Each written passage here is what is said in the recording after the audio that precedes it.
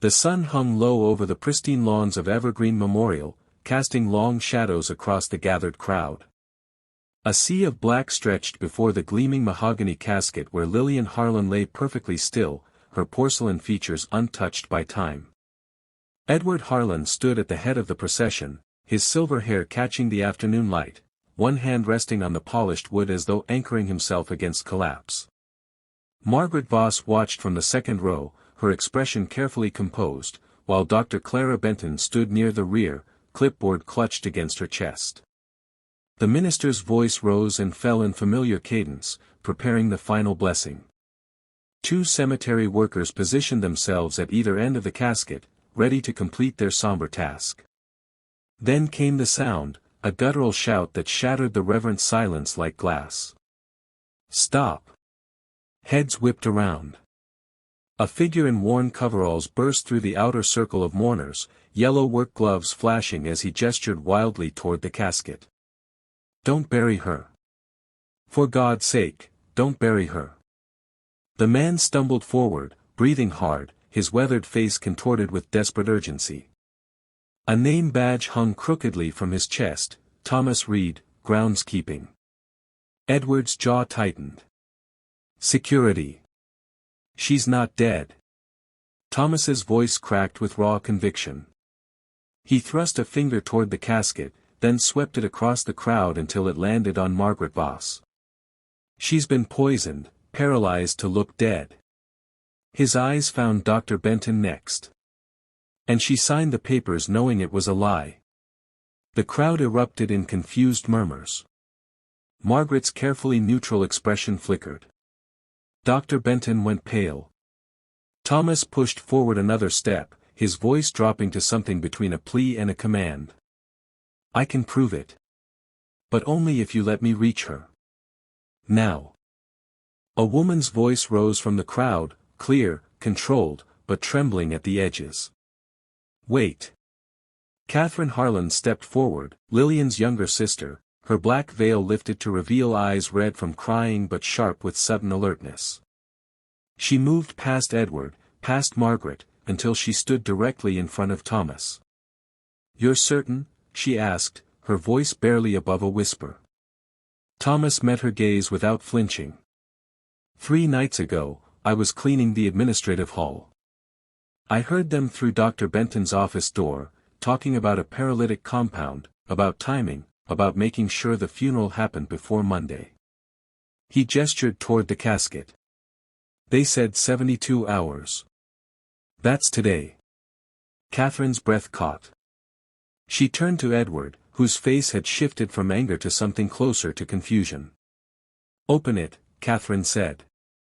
"Catherine, for God's sake," Edward began. "Open the casket, Edward. Now." Her voice carried the weight of years of unspoken questions, of instincts she'd ignored. "If he's wrong, we proceed.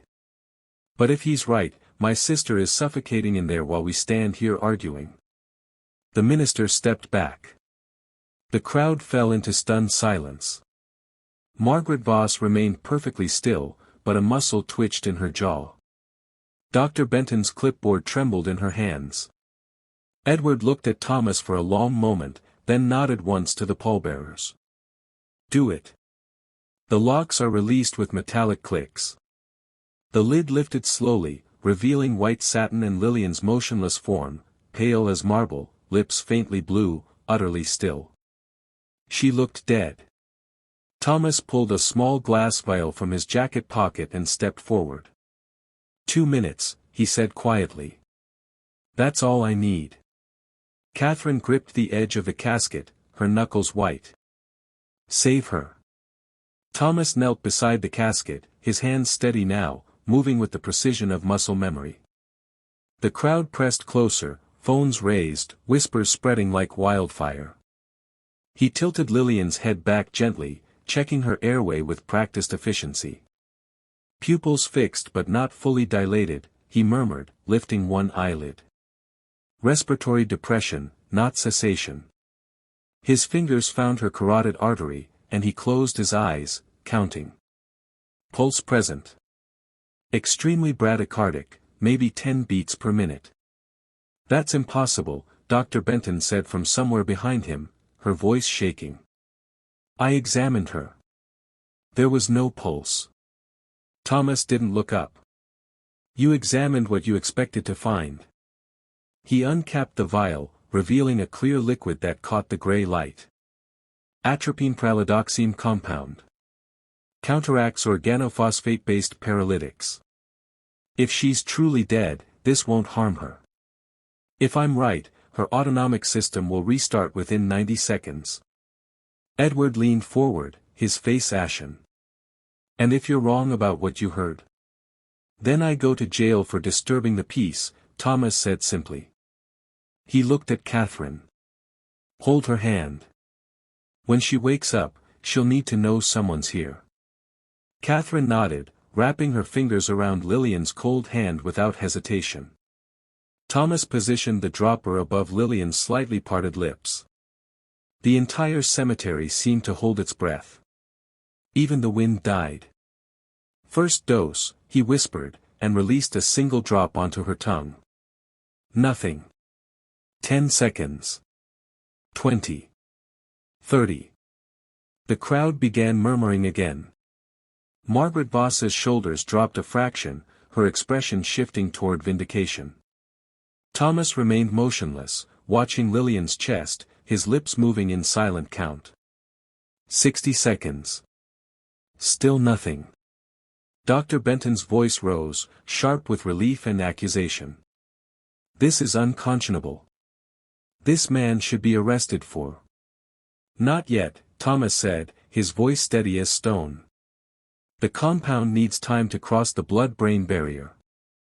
The paralytic suppresses synaptic transmission. We're restarting a system that's been offline for 3 days. 75 seconds. Margaret took a small step backward, her hand sliding into her jacket pocket. 80 seconds. Catherine's tears fell onto Lillian's hand, but she didn't let go. 90 seconds. Nothing. The minister cleared his throat. Security guards moved forward. Thomas lifted the dropper again. Margaret Voss moved quickly, pushing through the frozen mourners. Enough of this circus, she said, her voice ice-cold. Edward, end this before. Thomas squeezed the dropper. Second dose. A single drop fell. For 3 unbearable heartbeats, the world held perfectly still. Then, a sound. Fragile, desperate, unmistakable. A cough.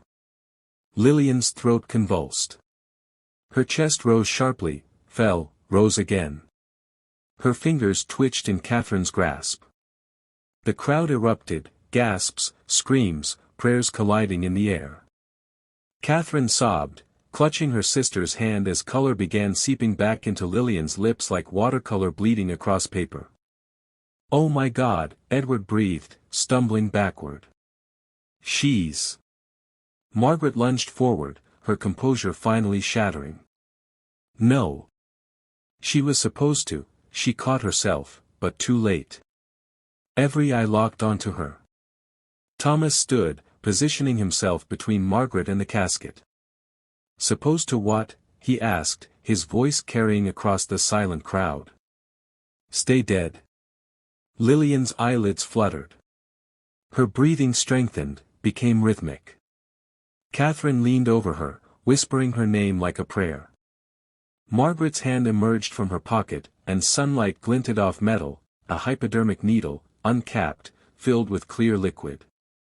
The Harlan Empire is mine. Margaret screamed, her mask of control obliterated. I built it while she played saint. I earned it. She raised the syringe, aiming for Lillian's exposed neck. Thomas moved on pure instinct, grabbing Margaret's wrist and twisting. The needle clattered onto the grass, rolling away. 2 security guards seized Margaret from behind. She thrashed, screaming. You don't understand. The will was changed. The board was ready. It was mine. Edward stood frozen, horror and comprehension dawning across his face. Dr. Benton turned to run, but the crowd had closed in around her. Someone's hand caught her shoulder. Lillian's eyes opened fully, unfocused but alive. Her gaze found Margaret, still struggling against the guards, and her lips moved, forming words barely audible above the chaos. "Why?" Lillian whispered, her voice broken and raw. "Why me?" Margaret stopped fighting. For just a moment, something human flickered behind her eyes. Then it was gone. The guards held Margaret tight, but she'd gone still now, her chest heaving, her eyes fixed on Lillian with something between rage and grief. "Because you were weak," Margaret said, her voice dropping to something cold and surgical. "You inherited an empire and ran it like a charity. Board meetings about sustainability while I negotiated the deals that kept us profitable. Fundraisers while I worked until midnight covering your incompetence." Edward's face had gone gray. "Margaret, you've been with us for 15 years. I trusted you with everything. You trusted me with nothing that mattered," Margaret spat. Every decision ran through her. Every initiative I proposed dismissed with that serene smile of hers. "Let's consider the community impact, Margaret. Let's think about our values." She laughed bitterly. "Values don't drive stock prices." Dr. Benton's voice cracked from where two men held her arms. "She promised me the chief medical officer position. Full autonomy over the Foundation's health division. I didn't, I never meant for it to go this far." "You signed the death certificate," Catherine said, her voice shaking with fury. "You looked at my sister and declared her dead. The compound was supposed to be undetectable." Dr. Benton's composure shattered. "A natural cardiac event, sudden, tragic. Margaret said the autopsy would be minimal, that the family would want privacy. I thought," she looked at Lillian, horror washing over her face. "I thought she wouldn't know. That it would be painless." Thomas knelt beside Lillian again, checking her pulse. "Stronger now, steadier. The paralytic you used, tetrodotoxin derivative. It slows everything until the body appears clinically dead, but consciousness remains." He looked up at Dr. Benton. She felt everything. Heard her own eulogy. Was awake through her own wake. Catherine's sob tore through the cemetery. Lillian's hand squeezed hers weakly, tears sliding from the corners of her eyes. Sirens wailed in the distance, growing closer. Margaret's face hardened into something like stone. "I regret nothing. I would have run Harlan Industries properly. Efficiently. Without sentimentality destroying every quarter. You would have destroyed it," Edward said quietly, and the weight in his voice silenced even Margaret. "Everything Lillian built, the employee programs, the sustainability partnerships, the community investments, that's why we survived the last recession when our competitors collapsed. You saw weakness. She saw the future." 3 police cars pulled through the cemetery gates. Margaret was pulled away, still muttering about wasted potential and missed opportunities. Dr. Benton went quietly, her head bowed, tears streaming. Paramedics rushed to Lillian's side. Thomas stepped back, letting them work, but Catherine refused to release her sister's hand. As the ambulance doors closed, Lillian's eyes found Thomas one last time. Her lips moved, forming 2 silent words he'd carry forever. "Thank you." The crowd dispersed slowly, transformed from mourners into witnesses. Police tape cordoned off the casket. Officers moved through the gathering, taking statements, while reporters shouted questions that no one answered. Thomas stood apart from it all, near the equipment shed where he'd left his work cart that morning. His hands trembled now that the adrenaline was fading, and he gripped the shed's rough wooden wall to steady himself. "Mr. Reed?" He turned.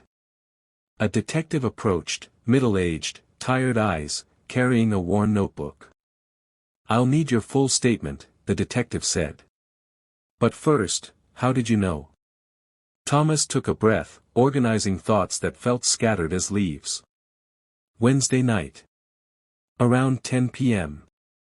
I was cleaning the maintenance hall in the administrative building. Dr. Benton's office door was cracked open. He looked toward where the ambulance had disappeared. I heard two women talking. One of them, Margaret Voss, though I didn't know her name then, was discussing timing. She said the compound would hold for 72 hours but not longer. That the funeral had to happen quickly, before anyone questioned the diagnosis. And you didn't report this?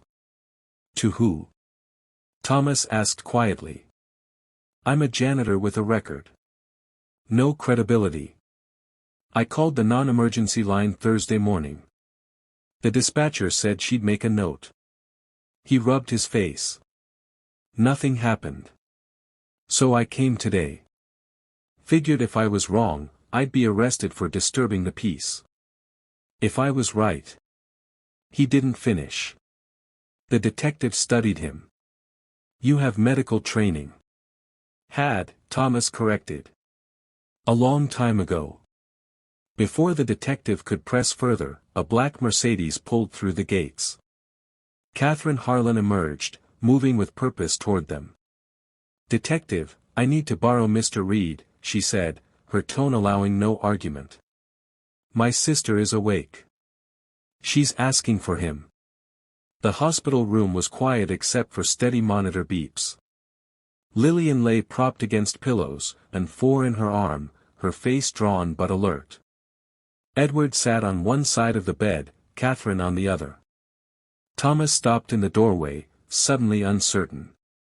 Come in, Lillian said, her voice hoarse but clear. Please. He approached slowly, stopping at the foot of the bed. Lillian studied him with searching eyes.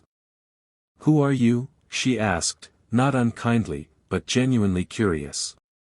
The police said you're a cemetery janitor. But you moved like a physician. Spoke like one. Thomas was quiet for a moment. Someone who couldn't walk away, he finally said. That's not an answer. It's the only one I have right now. Lillian held his gaze, and something passed between them, recognition of shared pain, perhaps, or understanding what it meant to be broken by circumstance. You saved my life, she said simply. I'd like to know why. Thomas looked down at his work gloves, still stained with cemetery dirt. Because I failed to save someone once. A long time ago. His voice caught. And I couldn't fail again. The room fell silent. Even the monitors seemed to quiet. Will you tell me? Lillian asked gently. When you're ready. Thomas nodded slowly, something loosening in his chest. Yes, he said. I think I will. Sometimes the stories that matter most are the ones we almost didn't hear. If you're still with Thomas and Lillian now, if something in this moment feels true, maybe stay a little longer. There's more to understand about who Thomas really was, and why saving one life meant reclaiming his own. For days later, Thomas sat in the sunroom of the Harlan estate, watching morning light filter through floor-to-ceiling windows. Catherine had insisted he stay as a guest while police completed their investigation. He tried to refuse, but Lillian had looked at him with those clear, knowing eyes and said simply, please. Now she sat across from him, a blanket over her lap, color finally returning to her face. Edward had excused himself, giving them privacy. You don't owe me your story, Lillian said quietly. No, Thomas agreed, setting down his untouched coffee. But maybe I owe it to myself. His hands were steady now, steadier than they'd been in years. 15 years ago, I was a trauma paramedic in Pittsburgh. One of the best, if I'm being honest. I loved the work, the precision, the urgency, the feeling that every second mattered. Lillian waited, patient. There was a car accident. Multi-vehicle pileup on the interstate during a blizzard. We arrived in chaos, 7 cars, multiple casualties. I was triaging when I found her. His voice remained even, but his eyes grew distant. Little girl, maybe 7 years old. Trapped in the back seat, internal bleeding. Her mother was already gone. The sunroom felt very quiet. I got her out. Started treatment in the ambulance. Her vitals were unstable, but I'd handled worse. I'd have saved worse. Thomas's jaw tightened. But this time, I missed something. Misread the severity of the internal hemorrhaging. By the time we reached the hospital, she'd lost too much blood. She coded on the table. They couldn't bring her back. I'm so sorry, Lillian said softly. The review board ruled it accidental, said I'd followed protocol, that the outcome was likely inevitable given the trauma. But her father didn't see it that way. Thomas looked at his hands. He was an attorney.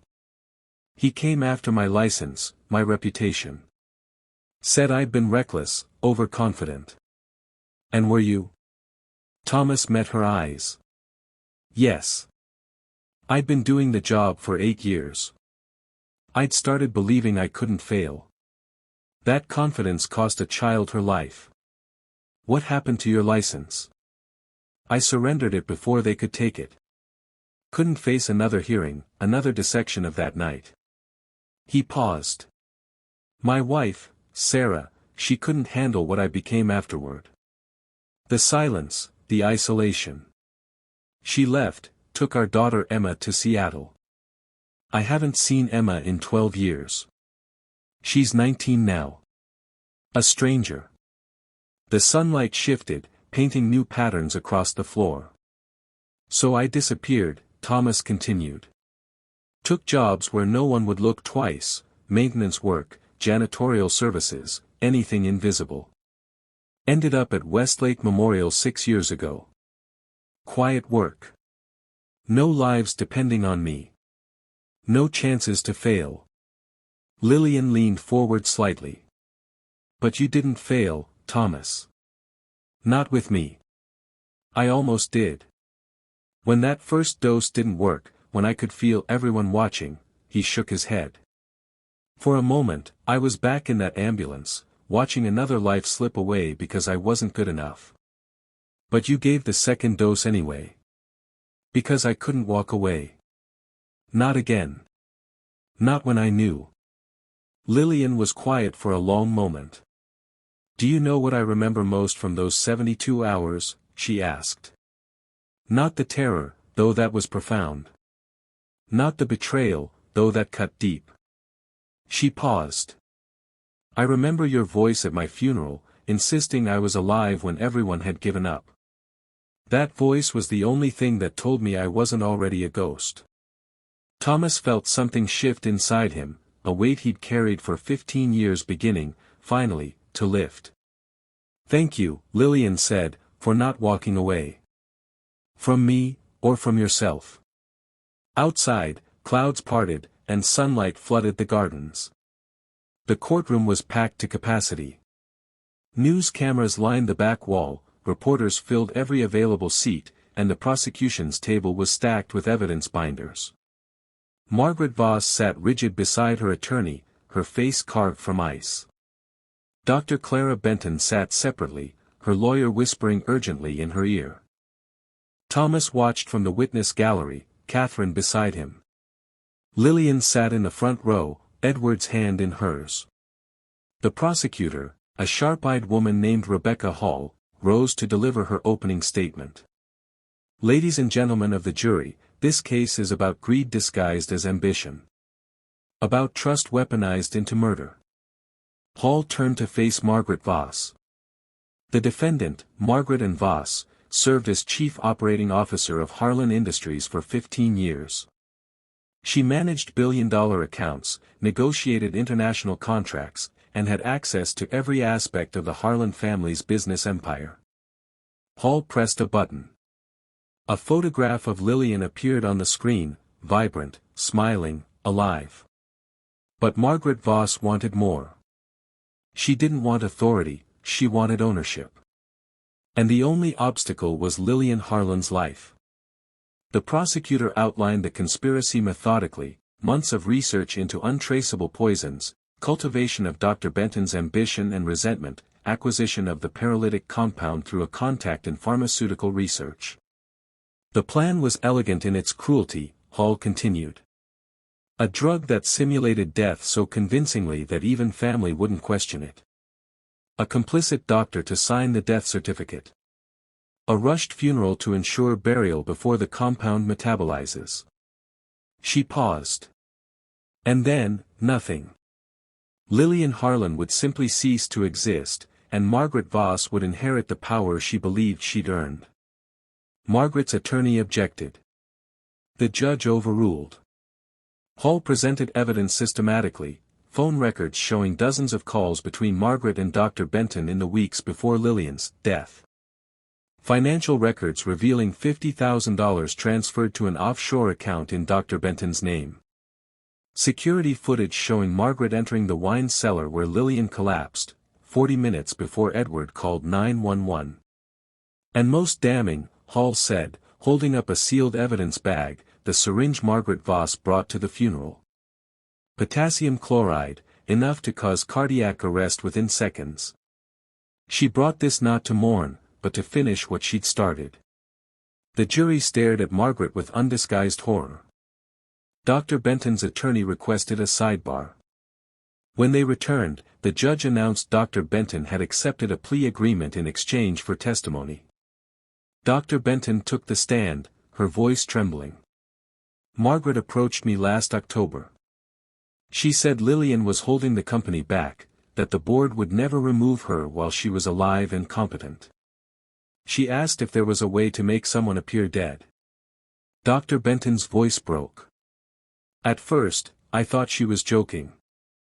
But she wasn't, Hall prompted. No. She offered me the chief medical officer position, full research funding, a seat on the executive board after Lillian was gone. I convinced myself I was doing it for the foundation's future. That under Margaret's leadership, we'd help more people. She looked at Lillian. I'm so sorry. There's no excuse. Margaret's expression remained unchanged, as if the testimony was background noise. The trial continued for 6 days. Each witness, each piece of evidence, building an unassailable case. On the 7th day, Margaret finally took the stand. And what she said shocked everyone. Margaret's attorney led her through a carefully constructed narrative, years of unrecognized excellence, of being overshadowed despite superior business acumen, of watching Lillian make what Margaret considered reckless decisions with shareholder value. I dedicated my life to Harlan Industries, Margaret said, her voice measured and cold. I wasn't trying to harm Lillian. I was trying to save the company from her naivety. Prosecutor Hall rose for cross-examination. Ms. Voss, did you or did you not obtain a tetrodotoxin-based paralytic with the intention of simulating Lillian Harlan's death? I obtained a compound for research purposes.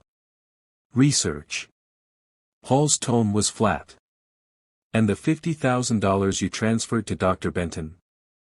A personal loan. Clara was experiencing financial difficulties. And the potassium chloride in the syringe you brought to the funeral? Margaret paused, her mask slipping for a fraction of a second. I don't recall bringing a syringe. Hall let the lie hang in the air like smoke. Then she said, the prosecution calls Thomas Reed. Thomas felt every eye in the courtroom turn toward him. He rose, walked to the witness stand, and placed his hand on the Bible.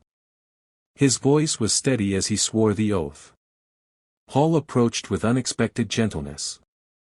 Mr. Reed, please describe what you overheard on the evening of Wednesday, April 14th. Thomas took a breath. I was cleaning the administrative building around 10 p.m. I heard voices in Dr. Benton's office, the door was partially open. 2 women discussing timing, saying the compound would hold for 72 hours but that the funeral needed to happen quickly.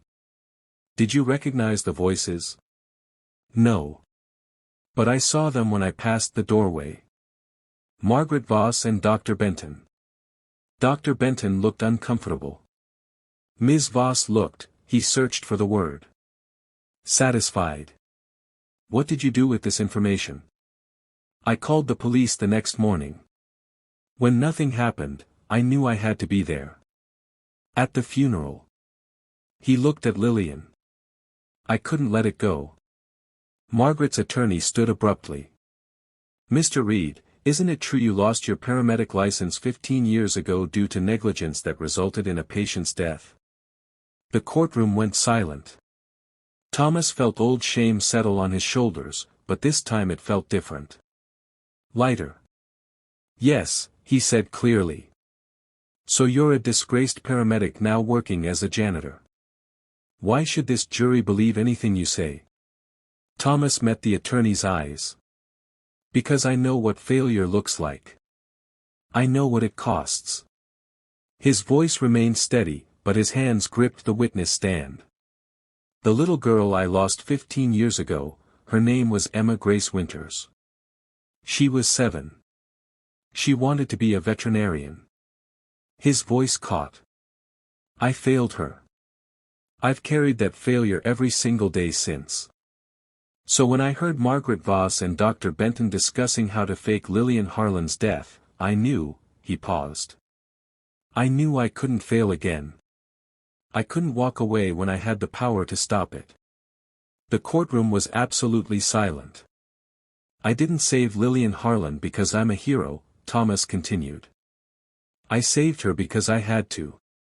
Because maybe, after 15 years, I could finally do the right thing when it mattered most.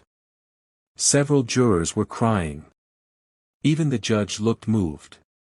Margaret's attorney sat down without another word. Paul's final question was simple, Mr. Reed, do you have any doubt that Margaret Voss intended to murder Lillian Harlan? Thomas looked directly at Margaret. None whatsoever. If you've made it this far, you've witnessed something profound, not just a life saved, but a soul reclaimed. Stories like this remind us that redemption isn't given, it's earned in the moments we choose to act despite our fear. If this story has moved you, if it's made you think about second chances or the courage it takes to try again, maybe share it. Maybe leave a comment about what Thomas's choice meant to you. Sometimes the greatest gift we give is helping someone else find the story they needed to hear. The jury deliberated for 5 hours. When they returned, the forewoman's voice was clear and unwavering. On the count of attempted murder in the first degree, we find the defendant, Margaret and Voss, guilty. On the count of conspiracy to commit murder, guilty. On the count of fraud and embezzlement, guilty. Margaret's face remained impassive as the verdict was read, but her hands trembled slightly against the table. Dr. Clara Benton, per her plea agreement, received 12 years with possibility of parole. She wept openly as she was led away. Margaret Voss received life imprisonment without parole. As the guards approached, Margaret finally turned to look at Lillian. For just a moment, the mask slipped, revealing something almost human, regret, perhaps, or simply recognition of everything she destroyed. I would have been good at it, Margaret said quietly. Running the company. I know, Lillian replied, equally quiet. That's what makes this so tragic. Then Margaret was gone, and the courtroom exhaled collectively. 2 months later, Thomas stood in the conference room of Harlan Industries, feeling profoundly out of place in the suit Catherine had insisted he wear. The board of directors sat around the long mahogany table, Lillian at the head, Edward beside her. Thomas Reed, Lillian began, her voice formal but warm, you saved my life at great personal risk. You exposed a conspiracy that would have destroyed not just me, but everything this company represents. In doing so, you demonstrated the kind of integrity and moral courage we value above all else. She stood, walking around the table to face him directly. I've spoken with the state medical board. Your case has been reviewed in light of recent events. They've agreed that your license suspension was, in hindsight, overly punitive given the circumstances. They're prepared to offer reinstatement, pending a refresher course and supervised clinical hours. Thomas felt the floor shift beneath him. I don't understand. You're a healer, Thomas. You always were. The world needs healers who act with both skill and conscience. Lillian smiled gently. But I also understand if you're not ready to return to emergency medicine. So I'm offering you an alternative, Director of Medical Outreach for the Harlan Foundation. You'd oversee our community health programs, train healthcare workers, and develop initiatives for underserved populations. Use your experience and empathy to help people heal. Thomas couldn't speak. Catherine, sitting nearby, was crying openly. The position includes full salary, benefits, housing assistance, and, Lillian's voice softened. And whatever support you need to reconnect with your daughter, if you choose to. I understand she's in Seattle. We have offices there. Arrangements can be made. Why? Thomas finally managed. Why do all this for me? Because you didn't walk away, Lillian said simply. Because when everyone else had given up on me, you refused to. And because everyone deserves a second chance, Thomas. Especially those brave enough to take it. Thomas looked around the room, at the board members nodding approval, at Catherine's encouraging smile, at Edward extending his hand for a firm shake. He thought of Emma, now 19, a stranger he'd failed as surely as he'd failed Emma Grace Winters. But maybe there was still time. I accept, Thomas said, his voice strong and clear. Thank you. I won't let you down. I know you won't, Lillian said, and embraced him as the room erupted in applause. For the first time in 15 years, Thomas Reed felt whole. 2 years later, Thomas stood in the community center's main hall, watching volunteers distribute supplies to families in need. The Harlan Foundation's outreach program had exceeded every expectation, 15 free clinics across 4 states, mobile health units serving rural communities, a training program that had certified 300 community healthcare workers. But what made him smile wasn't the program's success. It was the woman organizing the supply distribution with effortless grace, Julia Chen, a nurse he'd met during his first volunteer training session. She caught his eye across the room and grinned, holding up a clipboard in mock exasperation at the organized chaos around them. Dad, are you going to help or just stand there looking proud? Emma called from the registration table. She was taller now, confident, studying public health at university. She'd answered his first tentative email 4 months after the trial, and slowly, carefully, they'd rebuilt what had been broken. She'd moved back from Seattle last year to be closer, and some mornings Thomas still couldn't believe she'd forgiven him. Coming, he called back, moving to help. Across town, in the gardens of the Harlan estate, Lillian stood with Daniel Mercer, her hand in his. He was quiet and brilliant, the company's CFO who'd stood by her through the trial and everything after. Are you certain? Daniel asked, studying the simple gold band in the small velvet box. I know we've been taking things slowly. I'm certain, Lillian said, smiling. Life's too short for hesitation. I learned that lying in a casket. He slipped the ring on her finger, and she kissed him as afternoon sunlight painted everything gold. The joint celebration happened 6 months later, a small, intimate ceremony in the estate gardens. Thomas married Julia under an arch of white roses, Emma serving as his best man with tears streaming down her face. Lillian married Daniel beside the fountain, Catherine officiating with joy and laughter in her voice.